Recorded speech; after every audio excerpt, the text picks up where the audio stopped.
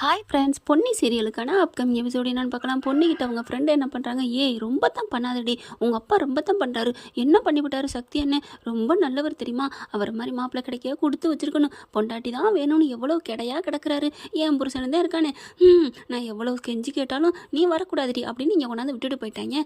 உனக்கு நல்ல மனுஷன் தானே, ஏன் பொண்ணி இப்படி பண்ணுற, இங்கே பார், எங்கள் அப்பா சொல்கிறத நான் கேட்பேன். ஆமாங்க, இன்னொரு காவேரி இங்கே உருவாகிறாள் அப்படின்னு தாங்க சொல்லணும். அங்கே பார்த்தீங்கன்னா இன்னொரு அந்த முத்தையா பார்த்தீங்கன்னா இன்னொரு பொம்பளை சாரதான்னு சொல்லணுங்க. என் பிள்ளைய நான் விடவே மாட்டேன் அப்படின்னு அவர் சபதம் எடுக்கிறாரு சாரதா மாதிரியே. அதே மாதிரி இங்கேயும் காவேரி மாதிரி, காவேரியாச்சும் புருஷன்கிட்ட பாசம் இருக்குது, என்ன பண்ணுறது சூழ்நிலைன்னு இருக்கிறாங்க. ஆனால் இங்கே பொண்ணு இருந்துட்டு எங்கள் அப்பா சொன்னதான் நான் கேட்பேன், எனக்கு வேணவே வேணாம் அப்படின்னு பொண்ணு இருந்துட்டு அவங்க ஃப்ரெண்டை திட்டுறாங்க. ஏன் சக்தி என்ன பண்ணுறாங்க, பொன்னி மனசை எப்படி மாற்றுறது, மாமனார் மனசை குறிப்பாக அவரை எப்படி மாற்றுறது அப்படின்னு பேசிக்கிட்டு இருக்காங்க. அவங்க ஃப்ரெண்டெல்லாம் உதவி பண்ணுறாங்க இல்லையா, அண்ணே இந்த 2 கையில் ஏதாவது ஒன்று தொடு அப்படின்னு விரலை தொடுறாங்களா. உடனே சக்தியும் தொட்டாரு. தொட்ட கையோட ஐயே வாய்ப்பில்லை, பொன்னி உங்க கூட சேர மாட்டாங்க, என்னோட சொல்கிற, ஆமாம் அந்த விரலை அதான் நீங்கள் தொட்டிங்க, அப்போ அந்த விரலை தொட்டிருந்தா அதுலேயும் சேர மாட்டீங்கன்னு தான் இருக்குது, அட பாவி அப்படின்னு முடிய பிடிச்சி அக்கிறாரு.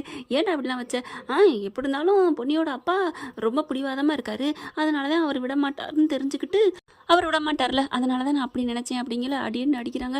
சரிண்ணே இனிமே நீ 2 பேரும் சேர்ற மாதிரி நான் நினைக்கிறேன் அப்படிங்கிறாங்க. உடனே அங்கே வந்துட்டு என்ன மாப்பிள்ள அப்படிம்பார் இல்லையா, அவர் என்ன பண்ணுறாரு, நீங்கள் வந்து சாமியை கும்பிட்டுட்டு அவன் கையை நீட்டினா அதே மாதிரி நீயும் சாமியை கும்பிட்டுட்டே கையை தொட்டிருக்கணும்லோ அப்படிங்கிறாங்க. சரி இப்போ முத்தையா மனசை எப்படி மாற்றுறது அப்படிங்கிற, கண்டிப்பாக என் மாமனார் மனசை மாற்றி என் பொண்ணு நீ கூட்டிகிட்டு போ சக்தி அப்படின்னு அவரை சொல்ல வச்சு நான் கூட்டிகிட்டு போவேன், அவன் தான் இந்த சக்தி அப்படின்னு சபதம் எடுக்கிறாங்க. அண்ணே உங்களுக்கு நாங்களும் உறுதுணையாக இருக்கோம் அண்ணே அப்படிங்கிறாரு. இங்கிட்டு பார்த்தீங்கன்னா அந்த பாம்பாட்டி இருக்கேன் இல்லையா, வீடியோ காலில் யார்கிட்டயோ ஸ்பீக்கரை போட்டு பேசிக்கிட்டே வராரு. இந்த மாதிரி பாம்பு விட்டேன், என் பாம்பும் காணோம், அந்த மைனர் என்ன பண்ணிட்டாரு, காசும் தர மாட்டேங்கிறாரு, நீ கொத்த விட்ட ஆள் நல்லா கல் குண்டு மாதிரி போயிட்டு இருக்கான் அப்படி இப்படின்னு சொல்லிட்டாருன்னு பேசிக்கிட்டே வராங்களா. கரெக்டாக முன்னாடி சக்தி அவங்க ஃப்ரெண்டு நிற்கிறாங்க.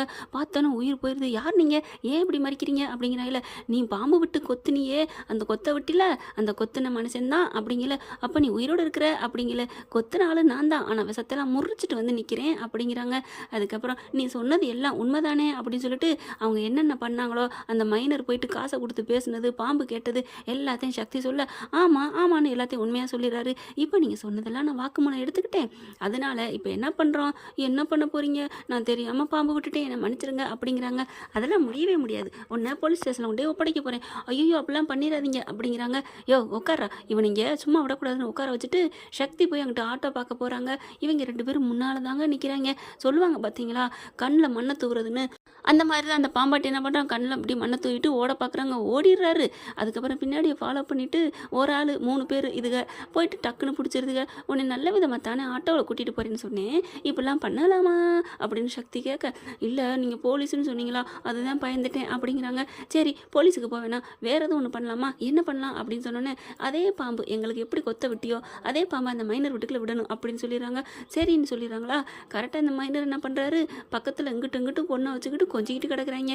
சீரியலில் இந்த மாதிரி கேவலமான சீனு தேவையாங்க, சும்மா ஒரு அரைகுறையாக கூட காமிக்கலாம், பார்த்தா ஃபுல்லாக மெத்தையில் படுத்துக்கிட்டு கொஞ்சிக்கிட்டு கிடக்குதுங்க. நல்ல வேலை அந்த காலம் படம் மாதிரி அரைகுறை ட்ரெஸ் இல்லை, ஃபுல்லாக கவரில் தான் இருக்குது. அதை வரைக்கும் டைரக்டருக்கு பாராட்டு சொல்லலாம். கொஞ்சிக்கிட்டே இருக்காங்க. இன்னும் நீ ரொம்ப அழகாக இருக்கு அப்படிங்கிறாரு மைனர். அப்போ நான் அப்படின்னு இங்கிட்டு இந்த பிள்ளைக்கு சினுங்குது. அப்போ கரெக்டாக அந்த நேரம் பார்த்து கதவை தட்டுறாங்க. டே யாருன்னு பாருங்கடா, இவன் மைனருக்கு அவசரம். பார்த்தா இங்கே 4 பேர் நல்லா தண்ணி அடிச்சுட்டு போயிட்டு கதவை திறக்கிறாங்க. பாம்பை பார்த்தா நான் படம் நடுங்குன்னு சொல்லுவாங்க இல்லையா, ஓடுறாங்க. கரெக்டாக 3 பாம்பு போயிட்டு மைனர் முன்னாடி நிற்கிது. அம்புட்டு அலறி அடித்து ஓடிடுறாளுங்க அவளுகளும். மைனரும் ஓடி வந்தேன் அந்த பக்கத்து, ஐயோ யாரா பாம்பை விட்டது இவன்னு கத்த. உடனே நான் தான் அப்படின்னு சக்தி வராங்க. பின்னாடி அவங்க ஃப்ரெண்டு வராங்க. எதுக்குடா நீ பாம்பை விட்ட, நீ விட்ட பாம்பத்தை நான் விட்டேன், நான் எப்போ பாம்பை விட்டேன் அப்படி இப்படின்னு மைனர் சமாளிக்க, பாம்பு விட்டது யாருன்னு சொல்லணுமா அப்படின்னு, அண்ணே வாங்க அப்படிங்கிறாங்க. பாம்பாட்டி வந்துடுறாரு. அப்படி பதன்னு பார்க்குறாரு. ஏங்க என்ன எல்லாம் மறந்துட்டீங்களா அப்படிங்கிற, இவனுக்கு செம்மக்கம் வருது. அதுக்கப்புறம் சக்தி வராங்க. எப்பா நீ என்ன பண்ணாலும் சரி என் மாமனாரை ஒன்றும் பண்ண முடியாது, நான் இருக்கிற வரைக்கும் என்ன நினச்சிட்டு இருக்க, உனக்கெல்லாம் அறிவே இல்லையா அப்படி இப்படின்னு பல டைலாக்கை விட்டுட்டு அதுக்கப்புறம் பாம்பாட்டியும் ஓடிடுறான். இனிமேல் என்ன பண்ணாலும் சரி எதுவும் பண்ணிக்க முடியாது, என் மாமனார் என் பொண்டாட்டி நான் இருக்கிற வரைக்கும் அவங்கள ஒன்றும் பண்ண முடியாது, ஒழுங்காக பார்த்துருந்துக்கன்னு பயங்கரமாக வசனம் பேசிட்டு அங்கேருந்து கிளம்புறாங்க. அப்படியே செம்ம காண்டாகிறாங்க.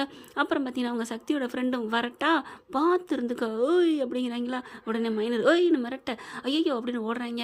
உடனே மைனர் ஆளுங்க என்ன பண்ணுறாங்க, அண்ணே நீங்கள் மட்டும் ஊன்னு சொல்லுங்கண்ணே, அவனை போய் அடிச்சிருந்தோம். என்னடா அடிச்சுன்னு வரைக்கிங்கிற, இந்நேரம் வரைக்கும் வந்து சவடால் விட்டு போயிட்டு இருக்கான், அப்போல்லாம் சும்மா தானடா இருந்தீங்க, இப்போ வந்து பேசிக்கிட்டு போங்கடா அப்படின்னு சொல்லிட்டு, டே சக்தி நீ இருக்கிற வரைக்கும் உன் மாமனார் ஒன்றும் பண்ண முடியாதா, இருடா உன்னை நான் வச்சுக்கிறேன் அப்படின்னு சொல்லிட்டு, உன்னை நான் சும்மா விட மாட்டேன்டா அப்படின்னு சொல்லிட்டு, அவன் வேதனை அவள் ஓடி போயிட்டாளுகளே அப்படிங்கிற வேதனையில் போகிறான். அதுக்கப்புறம் நாளைன்னு பார்த்தீங்கன்னா இந்த பிள்ளை பொன்னியும் சக்தி அந்த ஃப்ரெண்டும் போயிட்டுருக்காங்க. இவர் சக்தி ஃபாலோ பண்ணிட்டு போகிறாரு, சைட் அடிக்கிறாரு. விஜயும் காவேரி துரத்துன மாதிரியே அப்படியே வந்து சக்தி பொன்னி பொன்னி அப்படிங்கிறாங்க, தண்ணி ஊற்றிட்டே போகிறாரு. வந்து பேசுகிறாரு, வம்பளுக்குறாரு. ஏன் பின்னாடியே வரீங்க சும்மா சும்மா, எங்கள் அப்பாவுக்கு தான் உங்களை பிடிக்கல, இல்லை எனக்கும் உங்களை பிடிக்கல தான். அப்படிலாம் சொல்லாத பொன்னி, சொல்லப்படாது பொன்னி, நான் தான் உன் புருஷன் அப்படி இப்படின்னு எவ்வளோ பேசுகிறாங்க, அதெல்லாம் முடியாதுங்கிறாங்க. ஆனால் பொன்னி ஃப்ரெண்டுக்கு ரொம்பவே தவிப்பாக இருக்குது. ஏன்டி இப்படி பண்ணுற, ஏன்பிள்ள இப்படி பண்ணுற, 2 பேரும் சேர்ந்தா என்னடி அப்படின்னு சொல்லிக்கிட்டே இருக்கா. ஏய் சும்மா வாடி அப்படின்னு சொல்கிறாங்க. இங்கே பாரு பொண்ணி, உன் மனசை மாற்றி, உங்கள் அப்பா மனசை மாற்றி உன்னை நான் நம்ம வீட்டுக்கு கூட்டியே போய் தீருவேன் அப்படின்னு சவால் விடுறாங்க. அதெல்லாம் பார்க்கலாம் அப்படின்னு 2 பேரும் போகிறாங்க. போயிட்டு இருக்கிற இங்கே பொன்னியை சக்தி பார்த்துட்டே இருக்காரு. போகிற பொண்ணி போக வேண்டியதானே, ஆனால் மனசுக்குள்ளே இருக்கான்னு தானேங்க அர்த்தம். அப்படியே திரும்பி பார்க்குறாங்க சக்தியை. சக்தி பார்த்தா சந்தோஷப்பட்டு சிரிக்கிறாரு, திரும்பி பார்த்துட்டான்னு. அப்படி டவக்குன்னு திரும்பிக்கிறாங்க. ஏம்பில் அவர்தான் பிடிக்கலைங்கிறீங்களா, அப்புறம் எதுக்கு திரும்பி பார்க்குற அப்படின்னு அவங்க ஃப்ரெண்டு கேட்க, இவங்க உடனே அதெல்லாம் ஒன்றும் இல்லை, போயிட்டாரான்னு பார்த்தேன் அப்படித்தான் அப்படிங்கிறாங்க. சும்மா மறைக்காத பிள்ளை, உன் மனசுக்குள்ள சக்தி அண்ணன் வந்துட்டாங்க, அது எனக்கு நல்லா தெரியுது. அப்படியா, எங்க காமி அப்படின்னு சொல்ல, ரொம்ப தான் நடிக்காத பிள்ளை, ஏன் பிள்ளை இப்படி பண்ணுற, உனக்கு சக்தியை பிடிக்கும் தானே அப்படிங்கிற அப்படி மெல்ல நிற்கிது. நிற்கிற சூப்பர் சூப்பர் அப்படிங்கிறாங்க. அதெல்லாம் ஒன்றும் இல்லை அப்படின்னு சொல்லிட்டு போயிடுறாங்க. மார்க்கா போயிட்டு சக்திகிட்ட போய் அந்த ஃப்ரெண்டு பேசுது. என்ன சொன்னா பொண்ணி, ஏதாவது உங்ககிட்ட பேசுகிறாளா என்னை பற்றி அப்படிங்கிற. பேசுகிறதா, பேசுனாதான் பேச்சு இல்லை, ஆனால் பேசாமல் மௌனமாக பார்த்து சிரிக்கிறா பாருங்களேன்.